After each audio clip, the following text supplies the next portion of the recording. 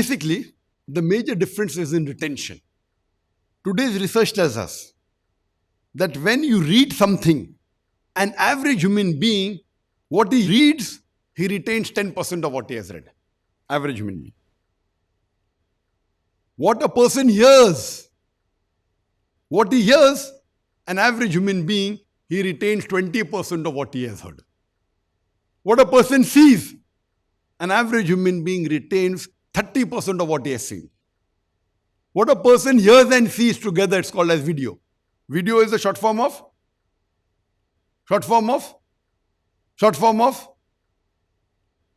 Everyone knows video? You know the meaning of video? Raise your hand. Who knows the meaning of video? Video you don't know. How did you pass the test? Video, you know video? You don't know. Not the short form. You know, everyone knows. But do we think where it's come from? What is the root word? It's visual and audio. VI of visual and audio AUDI. So video, it's a coining of new word. Video means visual and audio put together. We are learning Dawa here, but we are learning many things, inshallah. I've been using this word video for 20 years. I did not know it means visual and audio. So if you see and hear together video, the average human being retains 50% of what he has seen and heard together. So which is better, reading or hearing or seeing? Which is better? Seeing and hearing together, best amongst these three things. This is research, not done by Muslims, by non-Muslims, but research. If you read the Edgar scale, again research, and that's a new revision in my notes that is there. There's a cone of learning, called a cone of learning. Same thing. What you read. After 2 weeks, you retain 10%. What you read. If someone asks you after 2 weeks, 10% average human being will retain. What you hear, after 2 weeks, you'll retain 20%. What you see, after 2 weeks, you'll retain 30%. What you hear and see, like movies, you'll retain 50%. He goes a step further and says that what you say, after 2 weeks, you retain 70%.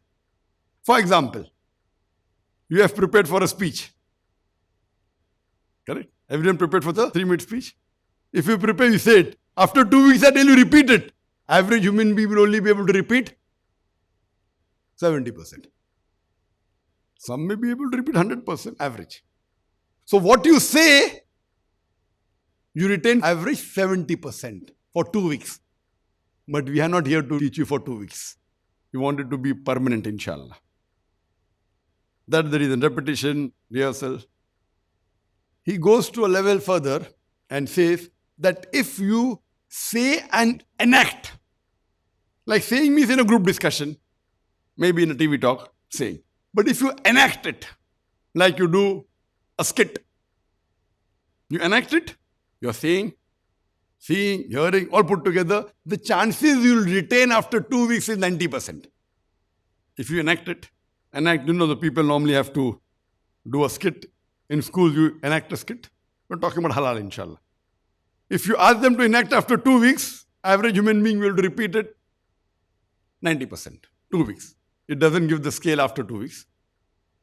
So here we come to know that we use those media in which it will retain in your customers more. If you don't know what is what, many people do dawah, it's effective not knowing what is the pros and cons. So you as a da'i knows technically what is pros and cons, the dawah effect is much more. Now I'm distributing books. He doesn't know what is the difference between book and I'm doing for sake of Allah. Alhamdulillah, you'll get your sawab. But if you are more effective, you'll get more sawab. Chances of getting more sawab is more. Main is niyyah, main is Allah's help, hard work and technique. This I'm talking about is technique. Allah's help is you have to ask Allah directly. Hard work is your hard work. Third is technique. So each one has its pros and cons. Each media has its own speciality. Pros and cons. How to do writing. We have an organization, script writers. Script writer means their speciality is writing script. If you ask them to speak, out of 100, they may not get 10 also. And writing, they're very good. Some people are good in both. They are script writers. That's the technique. In media, there's specialization of journalism, which is a different ballgame altogether. So in media, when you go, there's speciality of journalism, there's speciality of editing, The speciality of cameraman, the direction, everything is a speciality. So these, in short, was talking about the media and its effectiveness. Talking about indirect media, which we shall touch, inshallah. On out of 4, we'll touch a little bit on the audio, video, and social media to a greater extent, inshallah. Due to limitation of time, one day for social media is not sufficient. One day for satellite media is not sufficient. In satellite social media, alhamdulillah, we have 250 people employed full-time only for satellite and social media. Full-time paid employees we have got. Only for. We'll discuss that later on. It's a specialty by itself. We'll speak for a little bit time on the topic of dawah without a media, live and direct, in which this main training program is for. Dawah, when done live and direct, without a media, it may include a media. Like what I'm doing now is direct dawah, but I have a media in between, the audio media. Without this, I may have to strain my voice, I may have to call you closer. And so though it's a live and direct media, the advantage in live dawah and indirect dawah is the live dawah is more often a dialogue. You can question. And indirect dawah, the chances of questioning wasn't there earlier, but now it has been included. I told you technology is making it everything, all the negative factors to be removed. But previously when media came, there was no radio, only here, you can't ask. Television, you can hear and see it. So in indirect media, mainly it is a monologue one way. In a direct media, mainly it is a dialogue. You're doing dawah with a person, you're telling something, he's questioning you, he can agree with you, he can disagree, so it's a dialogue. More effective. Monologue is less effective, but the reach of the monologue is more. When I'm doing dawah through the radio station, million people. Satellite, hundreds of million. Direct, 1-to-1. Or 2 people, or 5 people, or 10 people. How many? 20. Now, because of public address system, I'm addressing 20 here, but I can address 700,000. The largest gathering I've addressed is 1 million people live. It's alhamdulillah the largest gathering in the world for any religious speaker, not a conference. Alhamdulillah, in India, in Bihar. That's in Kishanganj 2012. More than 1 million people live, not satellite. So the public address system we had many screens. So we can increase the quantity by including in it a media. So it's dawah live, at the same time including some medium. These are the main advantages, disadvantages between direct and indirect. But the indirect media also can be converted into a dialogue, like having on a radio broadcast station question answer session. I went to many countries in Europe, in South Africa, in America. I'm having a session asking questions in the late 90s. Now you have even question answer session on television, which was not there earlier. Previously, the peace conference we did, we had to hire a satellite, the first conference. Without satellite, how can you see live? Now you can have on the Wi-Fi, on the internet, a broadband. Easier. Previously, live telecasting permission from the government, downlinking permission. Now no permission, direct. Now if I want to have this live, it's easy for me. I can show it live also. I don't want to show it, but I can. So the technology is improving and the disadvantages are being reduced.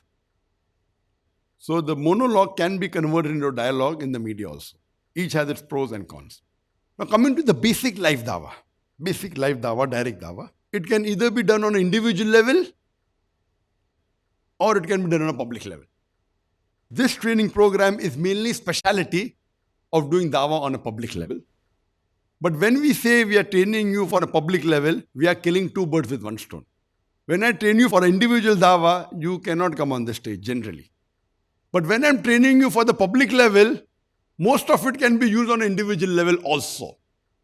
So what you're doing on the public stage, if you do on an individual level, if not 100%, you will be successful more than 80%. Because we're training you for question answer also.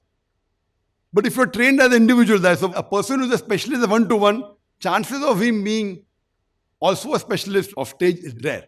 If he has not gone on stage, okay, you're very good in talking 1-to-1, okay, now go on the stage. He may come and get cold feet. But a person who's speaking on the stage, if you ask him to speak one-to-one, if not the same effective, he'll at least be 80% effective. So therefore, we are teaching you something which is a higher standard. It indirectly includes the lower also. So therefore, we'll not spend much time on individual dawah one-to-one. I'll just give you a few examples which will be sufficient. In one-to-one dawah, you can do to a person who's known to you or unknown to you. There are a few tips you should remember in one-to-one dawah. Public dawah has many requirements which we'll deal in detail, inshallah, over the 33 days. But what's used in public dawah, most of it, if not all, can be used on one-to-one. But there are certain techniques in one-to-one dawah which if you don't know, because in one-to-one dawah you may do with a stranger or with a known person. Stranger means you're traveling in a bus or in a train. You know that the person sitting next to you is unknown to you. Maybe you're with him for 10 to 20 minutes. Now, how to do dawah with him in 10 to 20 minutes is a different technique. You're traveling in a plane. You know your flight is for 5 hours or for 6 hours. You know he's going to be with you. He cannot run away, correct? Now, how to do dawah with a stranger non-Muslim who is sitting next to you for 5 hours is a different technique. Unknown. If you don't do dawah, you may never meet him again in your lifetime. Imagine the co-passenger in the bus or the train or in the plane. Bus may be 20-minute journey, train may be 3 hours, plane may be 5 hours. If you don't do dawah to him, the chance you will meet him again in your life is negligible. Unknown person. Huh? Unknown. Known person traveling with your friend, you may travel with him again also. Therefore, I'm categorizing into dawah to known people, dawah to unknown people. He's an unknown stranger. Imagine you miss the opportunity. You may never meet in your life. So things which are rarely acquired, if you miss that, you may never get that opportunity again. La ilaha illallah, la ilaha illallah, la ilaha illallah, Muhammadun Rasulullah, Muhammadun Rasulullah. أرجو رضاك يا الله أنت الرحيم يا الله هبني عطاك يا الله أنت الكريم ومنك العطاء يا الله أنت العظيم يا الله فيك الرجاء يا الله أنت الحليم الرحمن الستار ملك الملك الغفار الوهاب المنان المتعال الرحمن الستار ملك الملك الغفار الوهاب المنان المتعال الله الله يا ربي يا الله